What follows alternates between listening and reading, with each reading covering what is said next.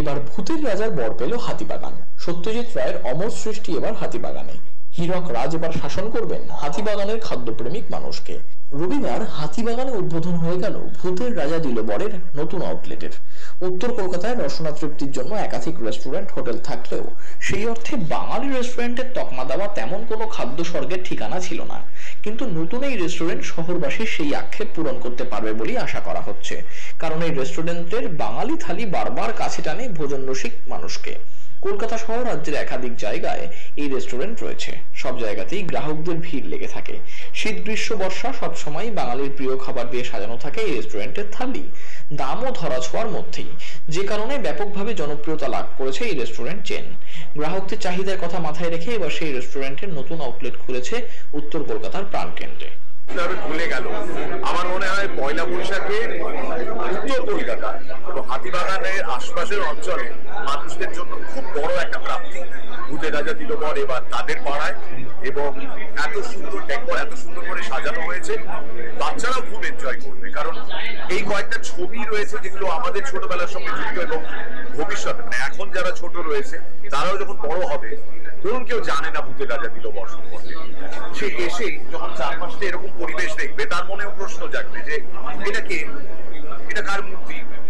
এবং আস্তে আস্তে সত্যজিৎ রায়ের কাজের সঙ্গে আবার একটা নতুন প্রজন্ম এসে যুক্ত হবে, এবং খেতে খেতে হয়তো সিনেমা নিয়ে আলোচনা হবে। এই একটা জায়গা যেখানে মানুষ এসে চুপচাপ বসে খেয়ে চলে গেলাম তা হয় না।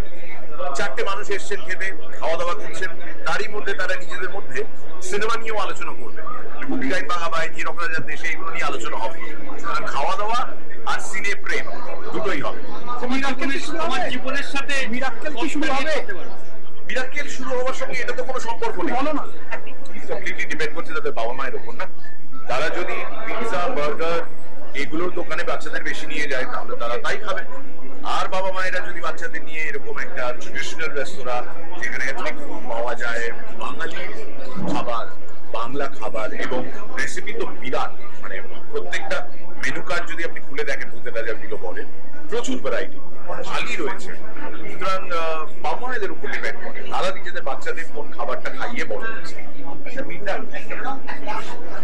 1431 আপনাদের খুব ভালো কাটুক। আমাকে যারা দেখছেন এই মুহূর্তে এই ভিডিওয়ে, আপনারা খুব ভালো থাকবেন, ভালো কাটুক আপনাদের 1431 বাংলা নতুন বছরে। আরো নতুন কিছু হোক বাঙালির জীবনে, আর বাঙালি যেমন বাঙালি ছিল সেরকমটাই যেন থাকে, বদলানোর কোনো প্রয়োজন নেই। নিউজ আজমের সমস্ত দর্শকদের ঈদের তরফ থেকে শুভেচ্ছা, খুব ভালো কাটুক আপনাদের 1431। আজকে এটা মানে 11 নম্বর শাখা উদ্বোধন হলো একদম হাতিবাগান স্টাফ থিয়েটারের পাশে। অন্যান্য দিল বলে যে অথেন্টিক বেঙ্গলি যেরকম পাওয়া যায়, এখানেও সেই অথেন্টিক বেঙ্গলি সব অ্যাভেলেবেল এখানে আছে। যত রকম থালি আমাদের ছিল সব থালি এখানে অ্যাভেলেবেল আছে, যেরকম ভূতের রাজার থালি, শনি রাজার থালি, গোপীর থালি, বাঘার থালি। আর যেহেতু সামনে পয়লা বৈশাখ আছে, পয়লা বৈশাখে আমাদের একটা বৈশাখী থালি আমরা এখানে রাখার ব্যবস্থা করেছি, বা অন্যান্য ভূতের রাজাকেও পাওয়া যায়। কিরম দাম এই থালিগুলোর? প্রত্যেক কটা থালি হচ্ছে শেয়ারেবেল, শুরু হচ্ছে মোটামুটি 600 টাকা থেকে আপ টু 800 টাকা অবধি আছে এই থালিগুলো। মানুষ ভালো করে পেট ভরেই খেতে পারবে, একদম পেট ভরে খেতে পারবে। সামনেই তো হচ্ছে ধরুন এই বাংলা নববর্ষ, আপনি বাঙালিদের জন্য আপনি কি বার্তা দেবেন? সামনের এই নববর্ষ আছে, নববর্ষের জন্য যে থালিটা করেছি আমরা, শেয়ারেবেল থালি আমরা করেছি। আর এই গরমের মধ্যে যাতে শরীর ঠান্ডা থাকে, মন ঠান্ডা থাকে, সেটাও আমাদের শরবতের নানা রকম ব্যবস্থা করা হয়েছে। এবং খাবারগুলো আমরা এরকম ভাবে তৈরি করছি, অল্প মশলা দিয়ে, ঝাল মশলা কম, যাতে শরীর ভালো থাকে, মাথা ঠান্ডা থাকে। মোটামুটি থালিতে কতগুলো আইটেম থাকছে এভারেজ? সবচেয়ে বড় যে থালিটা প্রায় 22 রকমের আমাদের আইটেম আছে, আর মিনিমাম যেটা সেটাতে প্রায় 9 রকমের আইটেম আছে। তাতে কি মাছ মাংস সব? মাছ মাংস সব আছে। আমিষ থালি এগুলো, আমিষ থালি 600 টাকায় শুরু। হ্যাঁ, একদম 800 টাকা অব্দি আছে। তাতে কি মিষ্টিও থাকছে? মিষ্টি, দই সব আছে। টাইমিংটা বলবেন? থেকে রাত 11টা। আচ্ছা, 12টা থেকে রাত 11টা পর্যন্ত। আগে কি কোনো বুকিং এর ব্যবস্থা আছে নাকি এমনি আসলেই হবে?